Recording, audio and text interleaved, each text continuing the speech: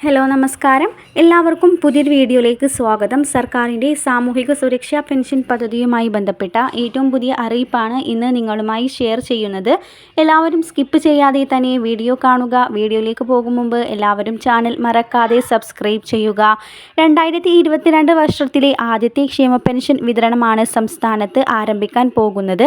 62 ലക്ഷത്തോളം വരുന്ന പെൻഷൻ ഗുണഭോക്താക്കൾക്കാണ് ഈ ആനുകൂല്യം ലഭിക്കുക. 8000 കോടി രൂപയാണ് പെൻഷൻ വിതരണത്തിന് കേന്ദ്രം അനുവദിച്ചു നൽകിയത്. വരാനിരിക്കുന്ന ബജറ്റിന് മുന്നോടിയായി ക്ഷേമ പെൻഷനും മറ്റു ആനുകൂല്യങ്ങളും വിതരണം ചെയ്യാനാണ് സർക്കാരിൻ്റെ തിരക്കിട്ട നീക്കം. ഈ അവസരത്തിൽ കേന്ദ്രത്തിൽ നിന്ന് തുക ലഭിച്ചത് സംസ്ഥാനത്തിന് വളരെയധികം ആശ്വാസം തന്നെയാണ്. വിവിധ സ്കീമുകളിലായി പെൻഷൻ തുക കൈപ്പറ്റുന്ന ഗുണഭോക്താക്കൾക്കെല്ലാം തന്നെ ആനുകൂല്യങ്ങൾ എത്തിച്ചേരും. ബജറ്റിൽ ക്ഷേമ പെൻഷൻ തുക വർദ്ധിപ്പിക്കാൻ സർക്കാർ ഒരുങ്ങുന്നു. എത്ര രൂപ വർദ്ധിപ്പിക്കണം എന്ന ചർച്ച അന്തിമഘട്ടത്തിലാണ്. പെൻഷൻ വിതരണം മുടങ്ങിയത് കഴിഞ്ഞ ലോക്സഭാ തിരഞ്ഞെടുപ്പിലും ഉപതിരഞ്ഞെടുപ്പിലും ഉണ്ടായ തിരിച്ചടി മറികടക്കാൻ വേണ്ടിയായിരുന്നു.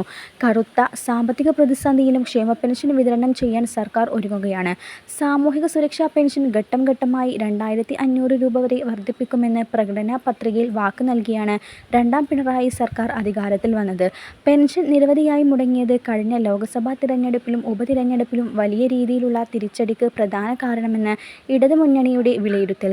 തദ്ദേശ നിയമസഭാ തിരഞ്ഞെടുപ്പിന് മുമ്പുള്ള ബജറ്റിൽ അതിന് പരിഹാരമുണ്ടാവണമെന്നുള്ള രാഷ്ട്രീയ തീരുമാനത്തിൻ്റെ അടിസ്ഥാനത്തിലാണ് പെൻഷൻ തുകയിൽ വർധനവ് കൊണ്ടുവരുന്നത്. വരും ദിവസങ്ങളിൽ ഇതിൻ്റെ വിശദമായ അറിയിപ്പ് ലഭിക്കും. വരും ദിവസങ്ങളിലെ ക്ഷേമ പെൻഷനുമായി ബന്ധപ്പെട്ട അറിയിപ്പും സർക്കാർ സംബന്ധമായ വിശദമായ എല്ലാ അറിയിപ്പും കൃത്യമായി തന്നെ നിങ്ങളിലേക്ക് എത്തിക്കുന്നതാണ്. ഈ ചാനൽ മറക്കാതെ സബ്സ്ക്രൈബ് ചെയ്യുക.